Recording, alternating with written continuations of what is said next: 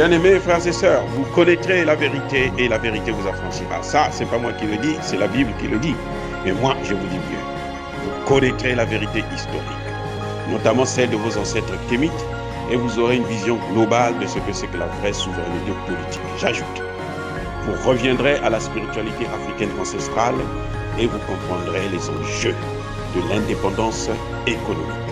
Et pour terminer, vous accepterez votre identité culturelle kémite et vous obtiendrez deux choses. La première, c'est la paix. La seconde, c'est le développement, à une condition. L'unité de toute l'Afrique noire, l'unité de tous les Noirs du monde entier. Au terre pas tous, bienvenue sur la chaîne des panafricanistes par essence, par conviction et par excellence. Celle des citoyens kémites par nécessité et obligation de combat. Nous sommes une chaîne qui n'est guidée que par nos ancêtres et rien que par les ancêtres qui appartiennent à l'égrégore du monde noir. Par conséquent, nous ne croyons en aucun Dieu venu de l'étranger. Toutefois, cette vidéo n'est aucunement destinée à inciter à la haine ou à la violence, car nous menons un combat qui est d'abord et avant tout spirituel, intellectuel et démocratique. Ensuite, il est politique, géopolitique et géostratégique, contre l'impérialisme, le colonialisme, le néocolonialisme et l'endocolona, qui sont tous qualifiés de crimes contre l'humanité. Nous menons ce combat sur la base du principe fondamental que nous avons hérité de nos ancêtres kémites, qui est celui de la Mahat, c'est-à-dire solidarité, vérité et justice. Vous êtes donc en droit de connaître la vérité et nous avons l'obligation de vous dire la vérité, rien que la vérité, afin que justice soit rendue au continent africain. Et ça, c'est notre modeste contribution dans cette noble lutte en faveur de la souveraineté, la dignité, la solidarité et l'unité africaine. C'est exactement ça que nous appelons le panafricanisme. Bien-aimés frères et sœurs, nous allons revenir sur la question du Sénégal. Monsieur Idrissa Seck, candidat malheureux, qui est sorti deuxième, il est venu juste après Macky Sall et avant Ousmane Sonko lors des dernières élections à la présidence de la République du Sénégal. Il a parlé. Pour une fois, j'ai trouvé un homme sérieux, un homme honnête, un homme correct, qui a compris ou qui commence à comprendre ce qui se passe en fait au Sénégal. Monsieur Idrissa Seck, sur RFI, on lui a posé la question de savoir la situation, est-ce qu'elle va s'aggraver, qu'est-ce qui se passe, comment il faut faire pour apporter des solutions. Il a été clair, il n'est pas passé sur le dos de la cuillère. Il a précisé que la crise sénégalaise actuelle est la plus facile à régler de toutes les crises que le Sénégal ait connues depuis son existence. Eh oui. Pourquoi il a dit ça? Il précise. Il dit qu'il suffit que Ousmane Sonko appelle la jeunesse à repartir dans les casernes, dans leurs maisons, et la crise s'arrête. Donc pour lui, le problème, c'est Ousmane Sonko. C'est ça que Idrissa Seck a dit sur RFI France 24. Il suffit que Ousmane Sonko demande, c'est lui qui les a appelés, leur a demandé de sortir, il leur demande maintenant de repartir. Il a bien précisé qu'il faut faire une différence entre le combat politique et la bataille juridique. Il ne faut pas mélanger les deux. Il a dit que les problèmes juridiques d'Ousmane Sonko, en fait, il a suivi un peu ce que moi j'ai dit. Je vous avais déjà dit ça. Le problème de Sonko, sur le plan judiciaire, c'est personnel. Ce n'est pas étatique. C'est personnel. Il doit se battre pour régler ses problèmes juridiques. Et puis venir maintenant sur le terrain politique pour mener encore une autre bataille. C'est ça la politique. Et il a pris son propre exemple. Il a dit, mais moi, lui-même et Abdoulaye Wade, ont vécu les mêmes situations. Avec Senghor, avec Diouf, c'était à couteau tendu avec Diouf surtout. Et ça, c'était la dictature. On appelait ça démocratie, mais en fait, c'était des dictatures. Ils sont allés en prison, ils sont sortis de prison. Et puis après, ils sont venus aussi au pouvoir. Mais il n'y a pas que ça. Il y a encore un autre exemple qui est tout récent, celui de Laurent Gbagbo. Il continue à se battre. Lui, il a combattu Houphouët-Boigny. Il était le seul, et Alassane Ouattara n'était pas là, ils étaient avec Houphouët-Boigny. D'ailleurs, il n'est même pas ivoirien, les Burkinabés. Il a combattu, il est allé en prison à plusieurs reprises, il est sorti. Et à un moment donné, il est arrivé aussi au pouvoir. Et c'est ce que Ousmane Sonko devrait faire, selon Idrissa Seck. Et je soutiens cette thèse, je suis d'accord avec lui. Quand il dit aussi que, en ce qui concerne la crise politique, mais Ousmane Sonko devrait aller au dialogue. Le dialogue, là, ce n'est pas la première fois qu'on organise un dialogue national. Aujourd'hui, au moment où nous parlons, là, le président du Sénégal, c'est Macky Sall. Donc, c'est lui qui a le droit d'organiser un dialogue. Il organise le dialogue, il est de l'opposition, il n'a qu'à venir avec ses idées. Pourquoi son dialogue, il veut l'amener à le faire avec la communauté internationale?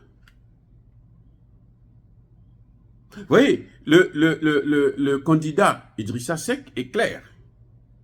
Et je suis tout à fait d'accord avec lui. Le seul point qui m'a un peu gêné, c'est le fait qu'il demande à Macky Sall de se prononcer dès maintenant. Alors que la Constitution ne lui oblige pas de se prononcer maintenant. Il a tout le temps. C'est individuel, c'est personnel. Il n'a qu'à prendre sa décision tranquillement. Et puis il va annoncer. Parce que qu'est-ce qui se passe? Si Macky Sall aujourd'hui dit que se prononce sur le troisième mandat, un éventuel troisième mandat, mais c'est comme si on donnait une prime à Ousmane Sonko pour tout ce qu'il a fait. Non. Ou bien une prime à la communauté internationale qui est derrière. La fameuse communauté internationale que Ousmane Sonko appelle pour intervenir, pour intercéder. Il demande une intervention militaire. Il demande des négociations. La France dit qu'il faut que Macky Sall négocie avec Ousmane Sonko. Mais attendez, c'est quoi ça encore? Macky Sall n'a pas le droit de négocier avec Ousmane Sonko. Macky Sall a organisé un dialogue national. C'est autour de ce dialogue-là que si Ousmane Sonko a des problèmes à suggérer, a des oppositions, a des problèmes, des questions à poser, c'est là-bas qu'il doit aller le faire. C'est un dialogue national. C'est-à-dire que si vous ne respectez pas l'autorité qui est en place, pourquoi voulez-vous que vous, demain, on puisse vous respecter? Eh oui.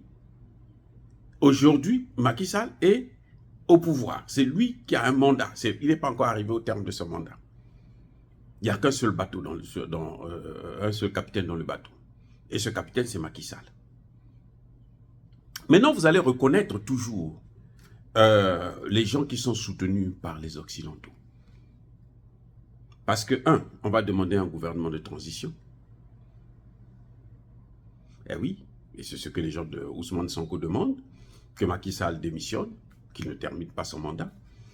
Un gouvernement de transition, ça veut dire qu'on stoppe la démocratie.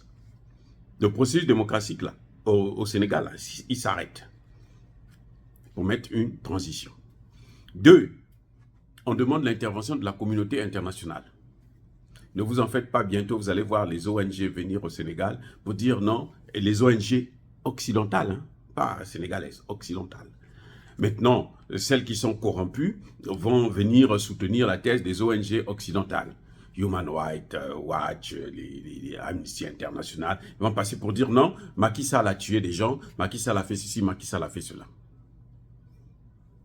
3, vous allez constater que lorsque il mène une révolution de couleur, les gens marchent, il y a toujours des intrus qui viennent tirer sur les populations. Et en général, ce n'est pas la police. Ce n'est pas la police, ce n'est pas les policiers sénégalais, en général. À moins que ce soit des policiers qui appartiennent justement au club des gens, des Occidentaux, qui sont à l'origine de cette révolution de couleur. Vous voyez, donc, ils ne viennent pas, pour vous dire que non, nous, on fait un coup d'État. Non. Vous allez reconnaître ça à travers un certain nombre d'éléments. Maintenant, là où moi, je me suis fait avoir, je dois vous l'avouer, je me suis fait avoir, c'est que moi, je me suis dit, en fait, Macky Sall travaille pour la France. Et je me suis fait avoir. Vous savez pourquoi? Parce qu'en fait, ce sont les Français qui ont fait croire que Macky Sall travaille pour eux. Ce sont les Américains qui ont fait croire que Macky Sall travaille pour la France. Ce sont les médias occidentaux qui ont fait croire que Macky Sall est l'homme des Français. Parce qu'on sait que la France aujourd'hui est décriée, tout le monde demande que la France puisse dégager. Donc, si on dit que Macky Sall est avec la France, on va demander aussi à Macky Sall de partir. Voilà le jeu. C'est-à-dire qu'on nous a un petit jeu qu'ils ont fait c'est hallucinant, c'est incroyable. Et j'étais tombé dans le piège. Ils ont exécuté la même procédure qu'avec le Tchad. Un opposant qui va se cacher quelque part dans ses bureaux, il appelle les jeunes qui sortent, et puis il y a des gens qui viennent, qui sont armés, qui tirent sur des enfants de 11 ans qui n'ont rien sur eux. Entre-temps, on a déjà fait la publicité que lui, c'est l'homme des Français. Il n'y a rien à faire. Kaka Déby, c'est la France. Succès Masra organise là, il lance les petits dans la rue, et puis voilà, on tire sur eux. Lui-même, il est caché quelque part, tranquille. On sait là où il est, mais on ne le touche pas. Et de là où il est, il appelle la communauté internationale. Venez intervenir. En fait, il appelle ses parrains. Il appelle les États-Unis. Il appelle la France. Il appelle l'Union européenne. Il appelle l'OTAN. Il appelle la fameuse communauté internationale. Venez me secourir. Maintenant, j'ai fait ma part. Vous faites le reste. C'est exactement le schéma, le même schéma qu'on a fait avec Macky Sall. La même chose. Et ce qui se passe encore, c'est quoi? C'est qu'on commence d'abord par salir la personne, Macky Sall, on le salit. Macky Sall n'a fait ceci, Macky Sall c'est un dictateur, Macky Sall c'est... Si Macky Sall... Mais attendez, vous savez quoi? En France là, Emmanuel Macron, il y a eu des morts. Les gilets jaunes pour les retraites. Il y a eu des blessés graves. Qui a demandé à Emmanuel Macron de démissionner? C'est le même schéma qu'ils reproduisent. Et eux, chez nous, ils disent non, non, non, Macky Sall doit partir. Affaibli, Macky Sall est obligé de se soumettre. Je vous ai déjà expliqué pourquoi Macky Sall ne peut pas être apprécié ni par la France, ni par les États-Unis, ni par les pays de l'OTAN ou de l'Union européenne. 1. Macky Sall, sa position sur les LGBT. 2. Macky Sall, sa position concernant le pétrole et le gaz qu'on a découvert. Eh oui, on a découvert le pétrole et le gaz. Macky Sall n'a pas donné ça aux Français. Les Français attendaient ça. Les Américains aussi attendent ça. Mais les Américains ne veulent pas qu'on donne ça aux Français parce que si on donne ça aux Français, les Français peuvent ne plus acheter le pétrole et le gaz américain qui coûte cher. 3. Macky Sall, lorsqu'il est allé au Mali, rencontrer Assimi Goïta. Depuis là, il a changé de position. Je répète. Quand Macky Sall est allé voir Assimi Goïta, dans l'affaire des mercenaires, quand il est revenu, il a changé de position. Macky Sall a relancé le projet de la réhabilitation du chemin de fer Dakar-Bamako. Macky Sall fait fonctionner le port du Sénégal avec pour le Mali. Donc Macky Sall soutient le Mali. 4. Attendez, mais c'est les gars. Macky Sall se rapproche des BRICS. C'est probablement au Sénégal qu'il y aura la banque centrale des BRICS en Afrique de l'Ouest. Tout ça là. Si vous dites que Macky Sall, c'est l'homme des Français ou des Américains, c'est que vous n'avez pas compris la géopolitique. Je suis désolé. Ça ne peut pas plaire, c'est clair. Vous avez entendu Catherine Colonna, ce qu'elle a dit là? Elle a bien précisé, nous n'allons pas partir, nous allons rester là. L'Afrique, c'est pour nous, nous, on va rester là. Aussi simple que ça. Et c'est pour ça je ne sais pas si Ousmane Sonko est directement concerné, mais en tout cas, ce que je sais, c'est qu'Ousmane Sonko ne s'est jamais déclaré panafricaniste. Il n'a jamais pris une position en ce qui concerne la guerre en Ukraine. Et c'est là que... Ça, ce sont des indices. C'est ça qui permet de comprendre que non, non, non, attention. Attention. Et ils ne veulent pas que ce soit au Tchad. Succès Masra avait refusé le dialogue national de participer. Sonko refuse de participer. Voilà les indices qui vous permettent de comprendre un peu ce qui se passe exactement. C'est la même chose. Il refuse de participer. Il préfère qu'il y ait un dialogue à l'étranger parrainé par les puissances occidentales. Alors que nous avons cette possibilité. Et la meilleure des solutions en Afrique, c'est entre nous. Vous voyez le Mali, les accords d'Alger, ils sont sortis du Mali là. C'est fini. Ils sont allés en Alger. C'est la France qui a parrainé ça. Vous allez voir la signature même du ministre français.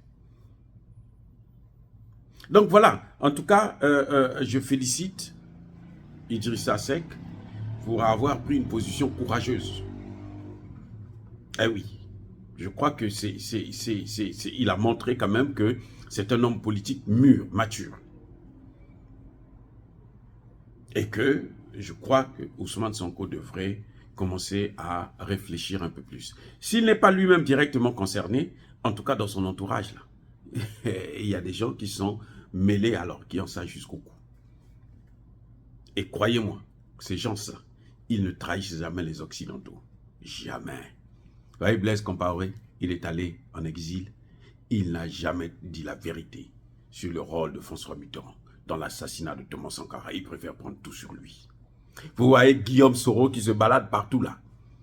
Il ne vous a jamais, il n'a jamais trahi la France-Afrique. Un conseil pour Sonko. Il faut faire très attention avec ces gens. Ils ont besoin d'un homme comme lui pour être là comme le rappel vaccinal sur le plan politique. C'est-à-dire que quand ils prennent, ils évitent de prendre des gens comme ça pour les mettre au pouvoir. Parce qu'ils risquent de perdre le contrôle et il faudrait qu'ils fassent encore des efforts pour trouver quelqu'un d'autre, un autre opposant qui va le contrôler lui ou le mettre en difficulté au cas où il ne respecte pas les règles. Donc lui qui connaît bien faire ça, on va le prendre, on va le garder là, comme éternel opposant. Chaque fois qu'il y a quelque chose, on dit bon, va parler, appelle les jeunes, va dire ceci. Et puis lui vient, il agite, et après il repart dans sa case, on lui donne un peu d'argent, tais-toi, il dort. C'est ça que j'appelle le vaccin, le rappel vaccinal politique. Donc voilà, bien aimés frères et sœurs, dire cela c'est inciter à la haine ou à la violence, non. Yabako Hervé. Encore une fois, bien aimés frères et sœurs, soyez bénis, abondamment bénis par le Dieu des Kémites. Je persiste et je signe, mais que tous ceux qui persécutent le continent africain, qu'ils soient noirs, blancs, chinois, arabes, indiens, qui qu'ils soient maudits, punis, foudroyés, neutralisés, écrasés, effacés par ce Dieu des Kémites et par nos ancêtres angélisés. Vive l'Afrique éternelle, j'ai dit et j'assume.